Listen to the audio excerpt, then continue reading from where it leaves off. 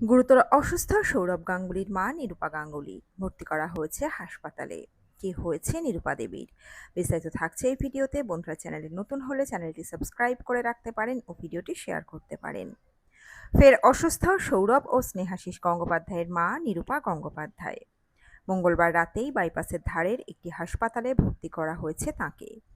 অসুস্থ মায়ের পাশে থাকতে হাসপাতালে পৌঁছে গিয়েছিলেন সৌরভ, ছিলেন ডোনা গঙ্গোপাধ্যায়।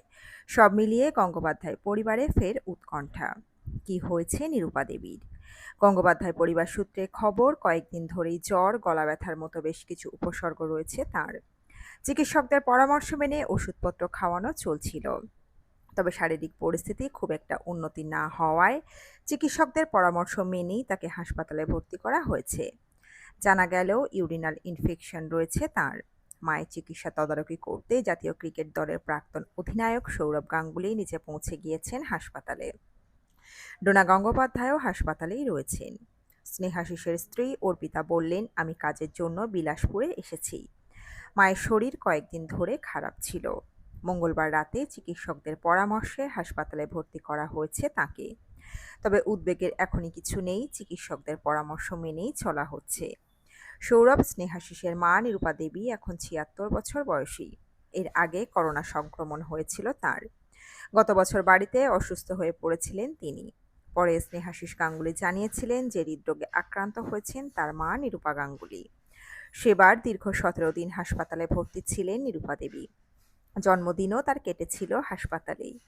মায়ের জন্মদিনে হাসপাতালেই কেক নিয়ে গিয়ে উদযাপন করেছিলেন ছেলে সৌরভ। ফের অসুস্থ হলেন নিরূপা দেবী। এমনিতেই বয়সজনিত কারণে বিভিন্ন শারীরিক সমস্যার সঙ্গে লড়তে হয় তাঁকে। সম্প্রতি বেশ কয়েকবার হাসপাতালে ভর্তিও হতে হয়েছে তাঁকে। চিকিৎসকদের পরামর্শ মেনে নিয়মিত শারীরিক পরীক্ষা নিরীক্ষা চলে। নিয়ম করে ওষুধ খেতে হয় তাঁকে। এবার জানা গেল কয়েকদিন ধরেই শরীর ভালো যাচ্ছিল না তার। সঙ্গে জ্বর ছিল, সঙ্গে গলা ব্যথা সহ অন্যান্য কিছু উপসর্গও ছিল। তবে তিনি বাড়িতেই ছিলেন। চিকিৎসকদের তত্ত্বাবধানে বাড়িতে থেকেই চলছিল চিকিৎসা। যদিও মঙ্গলবার রাতে সতর্কতা হিসাবেই নিরূপা দেবীকে হাসপাতালে ভর্তি করার পরামর্শ দেন চিকিৎসকেরাই। সেই মতো রাতেই তাঁকে বাইপাসের পাশের একটি বেসরকারি হাসপাতালে নিয়ে যাওয়া হয়। সেখানে চিকিৎসা শুরু হয়েছে তাঁর। সৌরভ স্নেহাশিসরা হাসপাতালেই আছেন। ইতিবাচক খবর হলো, নিরূপা দেবীর শারীরিক অবস্থা এখন স্থিতিশীল। উদ্বেগের কোনো কারণ নেই বলেই গঙ্গোপাধ্যায় পরিবার থেকে জানানো হয়েছে।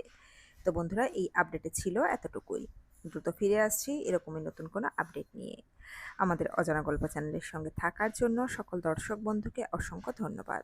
দেখতে থাকুন, চোখ রাখুন আমাদের অজানা গল্প চ্যানেলে।